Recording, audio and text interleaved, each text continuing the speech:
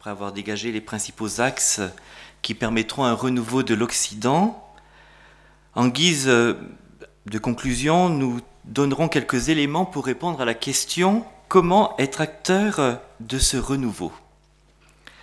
En effet, nous ne pouvons pas nous cantonner à une attitude de résistance, même si celle-ci est nécessaire. La résistance, en effet, permet d'éviter que nous soyons comme, vous savez, la grenouille qui est dans son bocal, qui trempe les pieds, enfin, ses pattes plutôt, dans l'eau. Et puis voilà que la température de l'eau monte progressivement. Et elle ne s'aperçoit pas que cela devient dangereux. Et puis finalement, elle meurt. Sans s'en apercevoir. Elle n'a pas vu le danger. Et finalement, c'est ce que nous a dit saint Augustin, qui a vécu donc lors de la décadence de l'Empire romain. Il disait ceci dans les Confessions: « À force de tout voir, on finit par tout accepter, et à force de tout accepter, on finit par tout approuver. » Ça, c'est profondément vrai. Et on ne s'en aperçoit pas. Au début, on est scandalisé. Mais à force de voir telle ou telle chose, ça ne nous scandalise plus. Jusqu'au jour où ça nous scandalise tellement plus que nous faisons ce qui nous scandalisait au départ. Alors, résister, oui, mais il faut être actif pour jeter les bases d'un renouveau. Certains se diront peut-être qu'ils ne sont pas capables d'être acteurs du renouveau et penseront « Moi, je me contente de ne pas me laisser submerger par la lame de fond, je ne suis pas capable de plus, c'est déjà pas si mal de résister. » C'est vrai que ce n'est pas facile. Mais tenir ce raisonnement est non seulement quelque peu lâche, mais dangereux, car celui qui ne combat pas positivement s'affadira et se laissera prendre par les idées du temps. La foi, c'est pas toujours facile. Vous savez comment elle se fortifie, elle se purifie en la communiquant. Sinon, elle se ternit et elle dévie. Voilà. Parfois, vous vous dites, j'ai peu de foi, ma foi n'est pas facile. Eh bien, essayez de la communiquer. Vous verrez que vous en ressortirez avec une foi plus vive. Alors maintenant, on va donner quelques attitudes nécessaires pour être acteur du renouveau.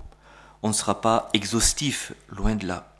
Alors, première attitude, c'est affirmer la vérité dans la charité, dans l'amour. Et donc cela procède de tout un processus qui nous entraîne à être décomplexés. On va prendre un petit exemple tiré du livre de Rod Dreher, Comment être chrétien dans un monde qui ne l'est plus. Peut-être que certains d'entre vous l'ont lu. Et il cite Václav Havel, donc ce littéraire qui a été l'un des acteurs principaux de la révolution contre le communisme en Tchécoslovaquie à l'époque. Et dans un essai écrit en 1978, Le pouvoir des sans-pouvoirs, il donne l'exemple d'un marchand, d'un primeur, vivant sous un régime communiste, qui mettrait sur sa devanture une pancarte clamant « Travailleurs de tous les pays, unissez-vous ». Il ne le fait pas nécessairement parce qu'il y croit, mais parce qu'il ne veut pas d'ennui. Et s'il n'y croit pas vraiment, il se justifie en se disant « Après tout, il n'y a pas de mal à ce que tous les travailleurs du monde s'unissent ». Ben, c'est vrai. C'est par peur que de l'idéologie officielle c'est par peur que l'idéologie officielle se maintient au pouvoir, et par elle que finalement le marchand changera d'opinion. Toute action qui contredit l'idéologie officielle est une négation de tout le système. Alors que se passe-t-il si le marchand cesse d'accrocher sa pancarte? S'il refuse de se plier à la règle? Sa révolte est une tentative de vivre en vérité, tout simplement. Elle va peut-être lui coûter cher, il perdra peut-être son travail, sa position sociale, ses enfants n'obtiendront peut-être pas l'université qu'ils veulent, il sera rejeté ou pour le moins ostracisé. C'est-à-dire qu'on ne le fera plus parler en public, on ne tiendra plus compte de son avis. Mais en s'affirmant témoin de la vérité, comme il l'a fait, par ce petit acte, il a accompli quelque chose de puissant. Il a affirmé que l'empereur était nu.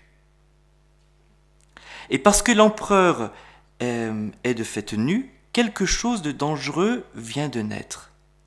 Par son action, en s'adressant au monde, il a permis à tous de voir ce qu'il y avait derrière le rideau. Il leur a montré qu'il était vraiment possible de vivre en vérité. Mais si vous faites ainsi, vous aussi, vous aurez contribué à poser une pierre en vue du renouveau. Voilà, oser parfois affirmer certaines choses. Alors, je vais vous donner un exemple, malheureusement c'est personnel, mais bon, je vous le donne. Lorsque, il y a fort longtemps, j'ai fait mon armée, j'avais 20 ans, et nous avions une information sur la lutte contre le sida. Voilà. On était à peu près, donc, c'est pas une promo, enfin bon, notre contingent, voilà, on était à peu près 400, voilà, dans la salle, dans l'amphithéâtre. Et puis on nous passe la vidéo, et puis l'officier nous dit à la fin, est-ce que vous avez des questions, est-ce que vous avez des remarques?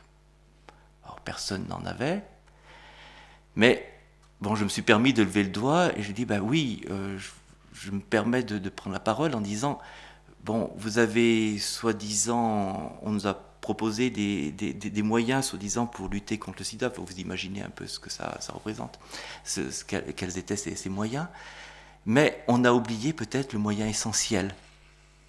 Ben, tout simplement avoir une sexualité responsable et tout simplement exercer la continence.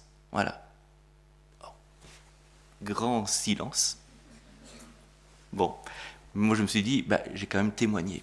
Et puis plusieurs mois plus tard, j'ai su par l'aumônier qu'il avait su aux messes des officiers et puis des sous-officiers, enfin voilà, que cette petite intervention avait impressionné.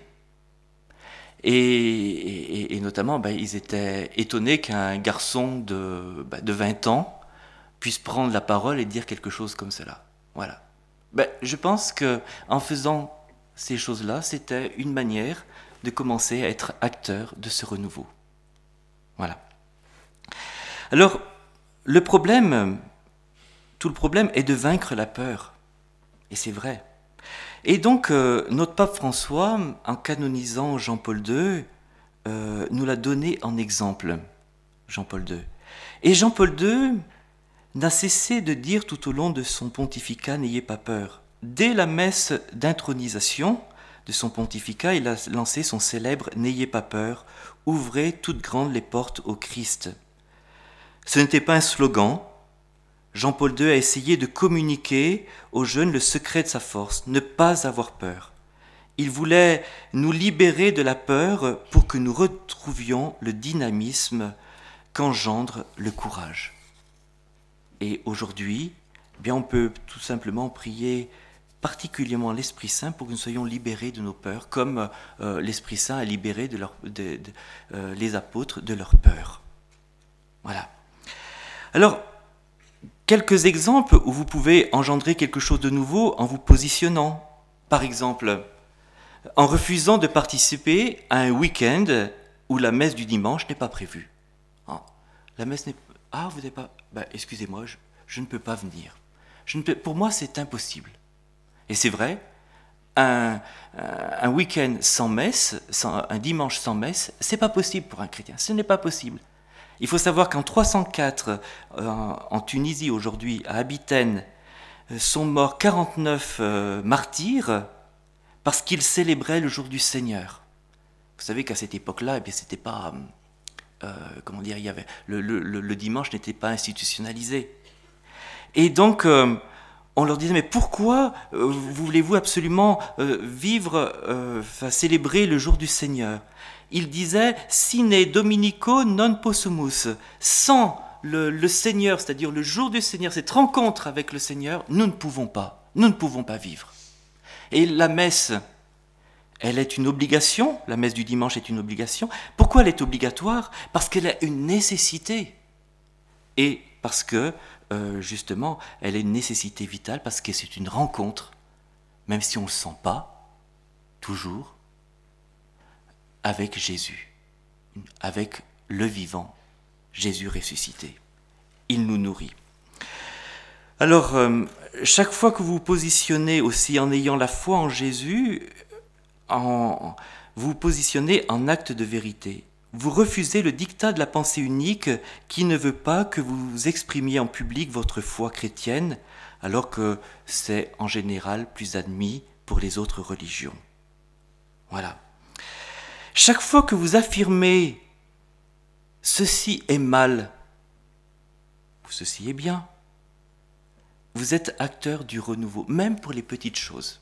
Parce qu'aujourd'hui, on est dans le relativisme où tout se vaut, tolérance. Mais en fait, tolérance, qu'est-ce que ça veut dire? C'est une déformation. C'est en fait, ça veut dire, on tolère le mal finalement. Voilà. On met tout sur le même plan. Je donne un exemple. Il y a une famille très courageuse, dans le sud-ouest de la France, la famille Pichon. Eh bien, ce sont des pharmaciens. Ils ont refusé de vendre la pilule, le stérilet ou tout système abortif. Bon, grande campagne des médias, voilà. Bon, mais ça a été très douloureux pour eux, c'est vrai. Mais ils ont posé un acte de renouveau qui fait réfléchir malgré tout, même s'il y a de la contradiction. Bon. Quelques autres attitudes nécessaires pour être acteur du renouveau, c'est se former. Se former sur notre foi. Jean-Paul II disait « Le pire ennemi de la foi est l'ignorance ». Et Benoît XVI, dans une préface au catéchisme Yucat donné aux jeunes à Madrid, disait « Vous devez connaître votre foi avec la même précision avec laquelle un spécialiste en informatique connaît le système d'exploitation d'un ordinateur. Vous devez la connaître comme un musicien connaît son morceau. Oui, vous devez être bien plus profondément enraciné dans la foi que la génération de vos parents pour pouvoir résister avec force et détermination aux défis et aux tentations de ce temps. » Et saint Paul nous dit « Ne soyez pas paresseux dans le zèle, laissez-vous enflammer par l'esprit et servez le Seigneur. » Se former aussi sur les questions sociétales. Et là, j'allais dire, il y a pas mal de jeunes, pas mal de familles qui ont fait ce travail et qui a servi pour les états généraux, pour les états généraux de la bioéthique, qui ont commencé donc le 18 janvier dernier, et notamment avec toutes les formations d'Alliance Vita. Eh bien, au cours de la plupart des états généraux, on s'est aperçu que ceux qui voulaient la PMA, GPA, qui arrivaient avec leurs soi-disant arguments, n'ont pas gagné le débat parce qu'ils se sont trouvés en face de personnes aimantes mais convaincues et formées qui ont démonté peu à peu leur argumentation qui est finalement très pauvre. Voilà. Alors, cela ne va peut-être malheureusement pas empêcher la légalisation de cette PMA, GPA, l'euthanasie, souhaitons, mais au moins ça a mis un processus en route. Vous voyez, c'est très concret. Donc faites-le. Vivre l'évangile, je vous dirais simplement cette phrase de Gandhi. Vous les chrétiens, vous avez vous avez en main un document comportant assez de dynamite pour faire voler en éclats la civilisation entière, pour mettre le monde sans dessus-dessous, pour apporter la paix à ce monde déchiré par les guerres. Mais vous le traitez comme s'il n'était qu'un simple ouvrage de bonne littérature. Un point, c'est tout. Voilà. Gandhi qui dit ça. Le pape Saint François a renouvelé l'Europe à son époque en voulant vivre l'évangile sans glose, c'est-à-dire dans sa radicalité. Bon, il y a rechercher, bien sûr, la sainteté. Il y a, chaque fois que vous posez un acte d'engagement, vous luttez contre la liquéfaction de la société. Vous luttez contre ce que le pape François appelle la culture du provisoire, la fascination du provisoire. Et c'est important. Quand vous êtes fidèle à votre engagement de scoutisme, quand vous parlez de mariage et que vous préparez à votre mariage et que vous serez fidèle à votre mariage, vous ne pouvez pas vous imaginer, ils ne vous le disent pas, vos amis, mais ils vous envient. Ils vous envient. Et puis, il faut investir la culture aussi. Et là, je voudrais donner, Chantal Delsol, dans un article, disait « Dans les années 60, les premiers à l'agrégation étaient des trotskistes. Aujourd'hui, les premiers à l'agrégation sont des veilleurs. » Et c'est vrai. Il y a un mouvement, et bien il faut continuer ce mouvement. Et chaque fois que vous vous donnez à fond dans vos études et que vous arrivez premier ou deuxième, ou enfin bon, vous êtes bien placé, eh bien vous contribuez au renouveau. Et c'est important, vous allez dire, mais moi je ne suis pas un homme de culture, mais si, mais vivez tout simplement les traditions de votre pays, les règles de bonne tenue, et tout simplement des choses comme cela, c'est véhiculer la culture et annoncer quelque chose de nouveau. Et fondamentalement, on va terminer par là, avant tout, le renouveau, c'est se remettre Dieu au centre. Cardinal Sarah, avec son livre, dit « Dieu ou rien ». Quand il n'y a pas Dieu, il n'y a rien. Donc, mettez Dieu, et mettez Dieu d'abord dans votre vie. Et Jean-Paul II dit « À côté du temps consacré aux études et aux activités associatives, il faut toujours conserver la conscience d'être avant tout des contemplateurs du mystère de Dieu. » Voilà. Et plus l'Occident sombrera dans l'ascédie, c'est-à-dire une sorte d'atonie spirituelle, plus nombreux seront ceux qui se mettront à la recherche de quelque chose de vrai, de profond et d'entier. Et c'est vrai, on les rencontre aujourd'hui. Notre mission de chrétiens est de leur offrir Dieu. C'est pourquoi en quittant le sol français, en septembre 2008, Benoît XVI avait dit « Les temps sont propices à un retour à Dieu ». Mais il faut qu'on puisse leur proposer Dieu. Voilà, alors proposons-leur Dieu. Et je termine en nous tournant vers la Vierge Marie, à Fatima. Dans ses apparitions en 1917, elle a parlé de son cœur immaculé. Le plan de Dieu veut que le renouveau advienne en ce monde par le triomphe de son cœur immaculé. Et de quelle manière cela va-t-il se faire? En se consacrant au cœur immaculé. Voilà. Et c'est un peu tout l'optique aussi de notre week-end. Chaque fois que vous venez ici, on vous en parle, mais c'est se consacrer au cœur immaculé, c'est vivre avec la Vierge Marie, c'est vivre de la Vierge Marie, c'est être fidèle à son chapelet. Et je termine par vous dire ce petit passage de la Sainte Vierge donné à Don Stefano Gobbi. Mais surtout, le don de mon cœur immaculé sera la nouvelle Pentecôte. De même qu'au Cénacle de Jérusalem, les apôtres réunis en prière avec moi ont préparé l'instant de la première Pentecôte, de même dans le Cénacle de mon cœur immaculé, et par conséquent dans les cénacles où vous vous réunissez en prière, vous les apôtres de ces derniers temps, avec votre maman du ciel, vous pouvez obtenir une nouvelle effusion de l'Esprit Saint. Ce sera l'esprit d'amour par sa puissante action de feu et de grâce qui renouvellera le monde entier depuis ses fondations. Ce sera l'esprit d'amour qui, par sa grande force de sainteté et de lumière, redonnera une splendeur nouvelle à mon Église et la rendra donc humble et pauvre, évangélique et chaste, miséricordieuse et sainte. Ce sera l'esprit d'amour qui, à travers le feu d'innombrables souffrances, renouvellera toute la création, afin qu'elle redevienne ce jardin de Dieu, nouveau paradis terrestre, où Jésus sera toujours avec vous, comme un soleil de lumière qui réfléchira partout ses rayons.